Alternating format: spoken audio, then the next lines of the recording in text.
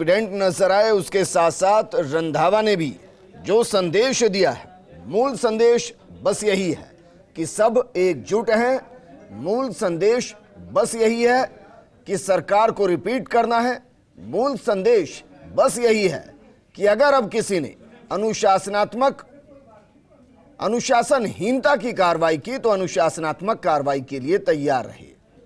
ये तीन मूल एजेंडे। इसके साथ पूछा गया कि टिकट कैसे मिलेंगे, तो जो जिताऊ कैंडिडेट होगा उसको टिकट दिया जाएगा।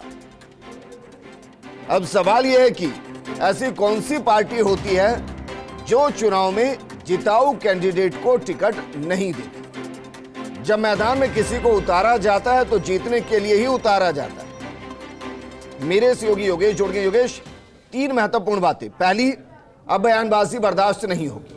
दूसरी, सबको एकजुटता के साथ आगे बढ़ना है। तीसरी, जो जिताऊ कैंडिडेट होगा टिकट उसको मिलेगा। कोई परिवारवाद नहीं, शायद इनडायरेक्टली संदेश वो देना चाहते हैं। कोई गुटबाजी नहीं और कोई नेता की पसंद नहीं। अब सवाल यही है कि भाई हर बार उसी को ही टिकट दिया जाता होगा पार्टी की तरफ से जो जीत सकता है। तो क्या वाकई में इन तीन क्राइटेरिया के साथ कांग्रेस आगे बढ़ती हुई नजर आ सकती है? देखिए, ये बात सही है। केसी वेणुगोपाल ने बहुत कुछ दो टूक शब्दों में कह दिया और संकेत दे दिया कि तकरीबन टिकट कटेंगे, बड़े चेहरों के भी टिकट कटेंगे और केवल विनेबिलिटी का सिद्धांत लागू। हालांकि ये सिद्धांत हर चुनाव में हर पार्टी लागू करती है, लेकिन जिस कॉन्फिडेंस के साथ केसी वेणुगोपाल ये बात कह रहे हैं कि जिताऊ उम्मीदवार ही मैदान में उतरेगा और सर्वे हमारे चल रहे हैं, तो ये मान लीजिए कि कांग्रेस लार्ज स्केल पर टिकट काटेगी राजस्थान में। इसलिए बहुत ज़्यादा किसी को अपने टिकट के प्रति श्योरिटी नहीं होनी चाहिए, क्योंकि जिस एडवांस होमवर्क पर कांग्रेस काम कर रही, जैसा वेणुगोपाल कह रहे थे, उससे यही लगता है कि कांग्रेस ने अभी से टिकट के प्रत्याशियों के मंथन के काम को शुरू कर दिया है। और इससे एक बात और सामने आ रही है, जो बड़ी बात है, कि राजस्थान के टिकट वितरण का पूरा दारोमदार मुझे जो लगता है वो कांग्रेस के हाईकमान के पास रहने वाला है। मतलब ये कहा जा सकता है कि दिल्ली का पूरा प्रेशर रहेगा टिकट के ऊपर। राजस्थान में किसी भी बड़े नेता को लेकर ये नहीं कह सकते कि वो ही एक तरफा टिकट बांटने का काम करेगा। योगेश, आप इशारा ये कर रहे हैं कि जो इससे पहले घट चुका है और दिल्ली आलाकमान के फैसले के इतर सब चले गए थे, आलाकमान नहीं चाहता कि आगे हो और इसलिए उनको टिकट दिया जाएगा। जो जिताऊ हो उनको टिकट दिया जाएगा, जो किसी नेता के पीछे नहीं, कांग्रेस के पीछे खड़ा हो।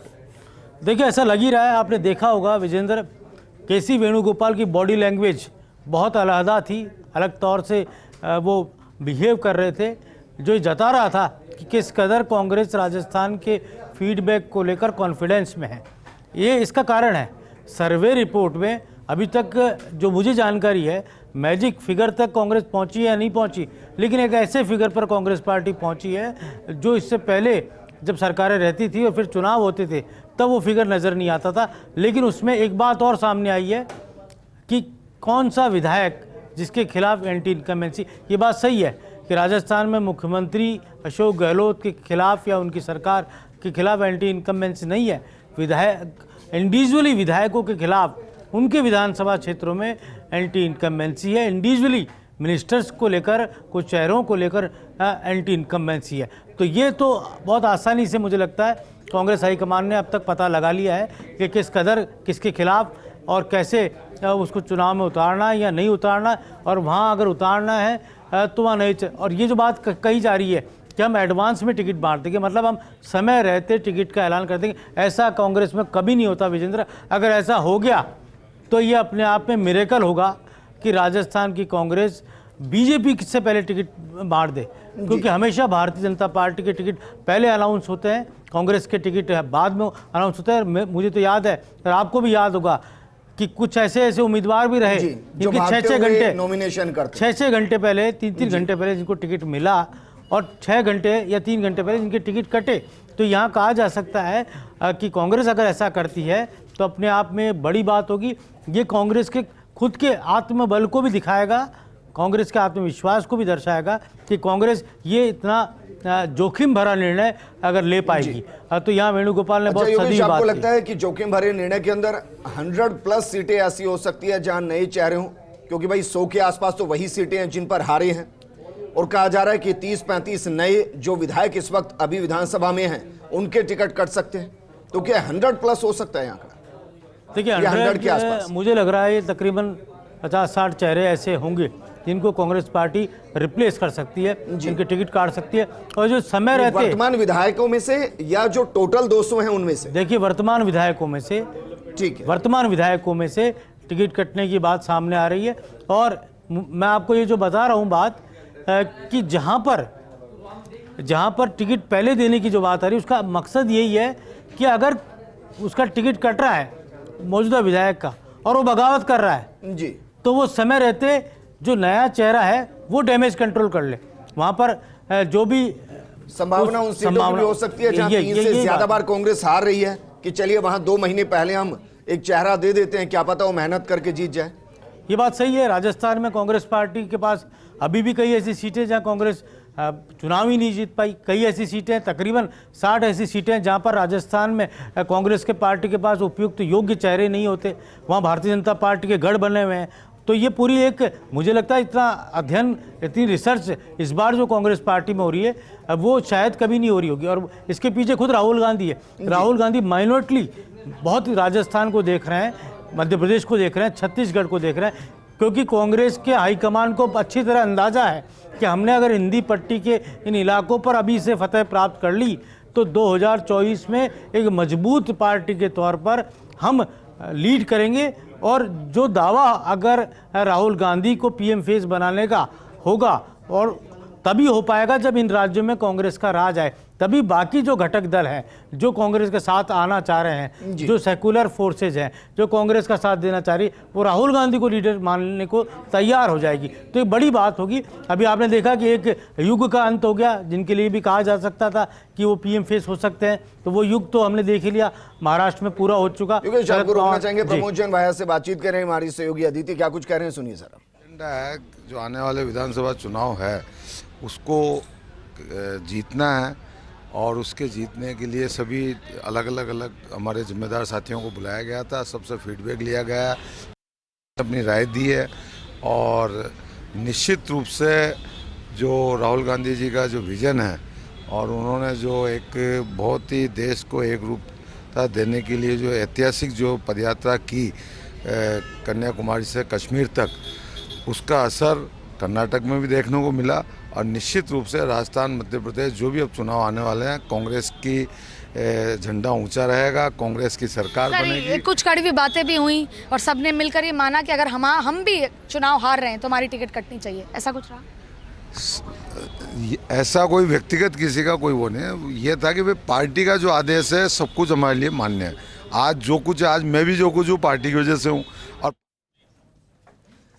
योगेश आप सुन रहे हैं कि सभी ये कह रहे हैं कि भाई मैं व्यक्तिगत कुछ नहीं हूं, पार्टी का जो आदेश होगा वो सबके लिए मान्य होगा। हालांकि ये तब तक कहते हुए अच्छा लगते हैं जब तक कि टिकट कटता नहीं है। जब टिकट कटता है तो बहुत से बयान बदल जाते हैं, और वो हमने बीते वक्त में देखे हैं। हालांकि जिनसे भी अभी तक बातचीत हुई है, ऐसा लगता नहीं कि उनमें से कोई इस लिस्ट में होगा। देखिए, कांग्रेस के अंदर टिकट पक्के प्रियंका गांधी, राहुल गांधी के और सोनिया गांधी के रहते हैं। उसके अलावा ये कहा जाता है विजेंद्र की और किसी का टिकट पक्का नहीं रहता। ये कई दिनों से ये किंवदंती सी बनी हुई है कांग्रेस के अंदर, और बड़े बड़े दिग्गजों के टिकट ही नहीं कटे, बल्कि वो ये कहा जा सकता है राजनीतिक तौर पर भी वो शून्य में चले गए। ऐसा भी कई राजनेताओं को मैंने देखा है।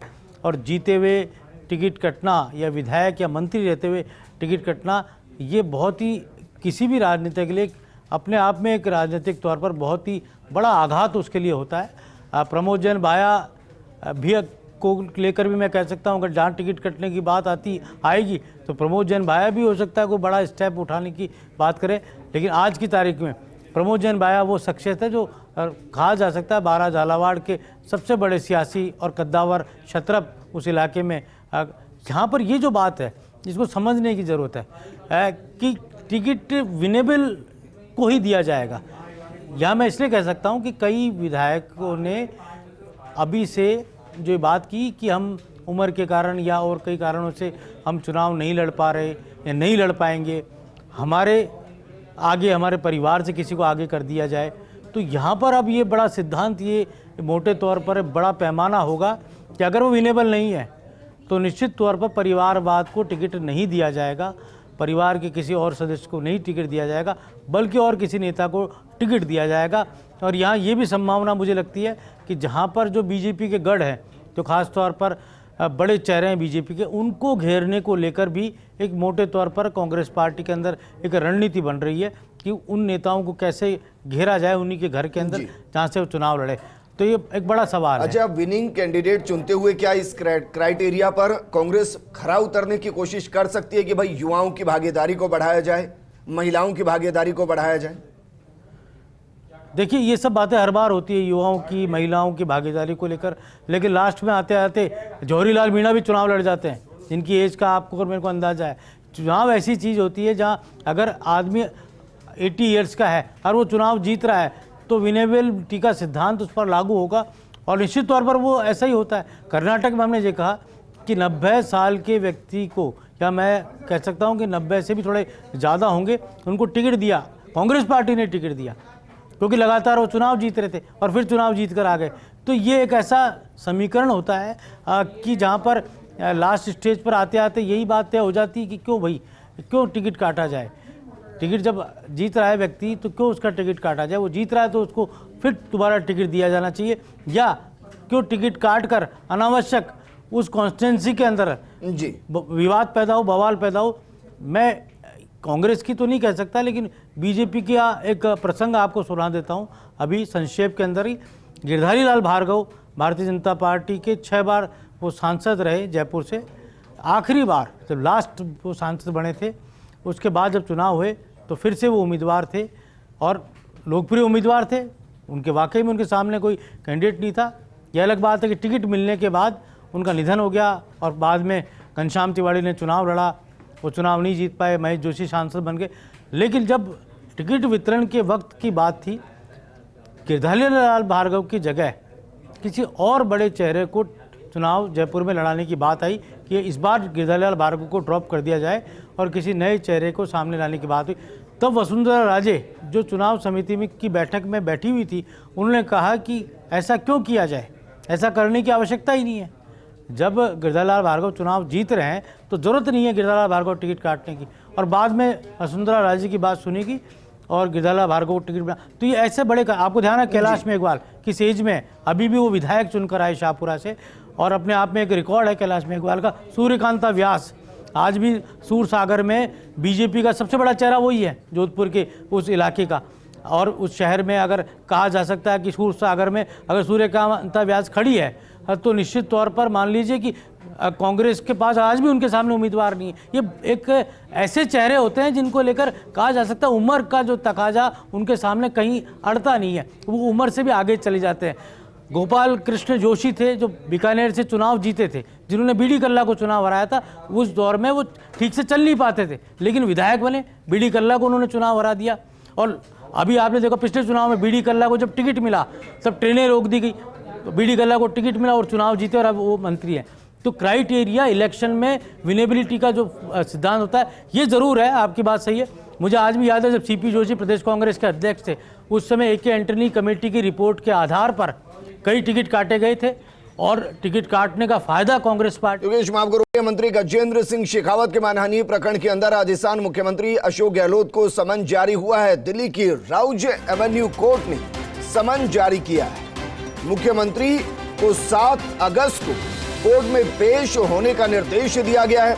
ACMM हरजीत सिंह जसपाल की अदालत का आदेश। शेखावत ने दर्ज करवाई थी मानहानि की शिकायत और इससे पहले दिल्ली पुलिस ने कोर्ट में सौंपी थी तथ्यात्मक रिपोर्ट और अब उस रिपोर्ट के आधार पर मुख्यमंत्री अशोक गहलोत को 7 अगस्त को कोर्ट में पेश होने के निर्देश दिए गए हैं। लगभग 1 महीने के बाद ACMM हरजीत सिंह जसपाल की अदालत का आदेश। शेखावत ने दर्ज करवाई थी मानहानि की शिकायत। इससे पहले दिल्ली पुलिस ने कोर्ट में सौंपी थी तथ्यात्मक रिपोर्ट। दरअसल जिस तरीके से संजीवनी प्रकरण उसमें मुख्यमंत्री अशोक गहलोत गजेंद्र शेखावत पर जोरदार हमला किया, और वो हमेशा करते हैं। और वो कहते हैं कि भाई अगर गरीबों का पैसा फंसा है और उसमें शेखावत शामिल नहीं तो उनको बोलना चाहिए, लेकिन इस पूरे केस में परिवार पर